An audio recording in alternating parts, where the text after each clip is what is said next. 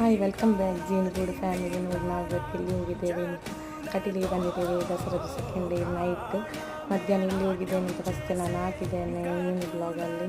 ನೋಡಿ ನಾವು ಇಲ್ಲಿ ಹೋಗ್ತಿದ್ದೇವೆ, ನಾನು ತಂಗಿ ಅಮ್ಮ ಚಿಕ್ಕಮ್ಮನ ಮದ್ರಕ್ಕೆ ಬಿದ್ದು ಬರ್ತೀರಾ ಅಂತ ರಿಕ್ಷಾದಲ್ಲಿ ಪ್ಲೇಸ್ ನಾವು ಮತ್ತೆ ಬಿಡ್ತೇವೆ. ನಾವು ಆಗಲೇ ಹೊರಗಿದ್ದೆವು.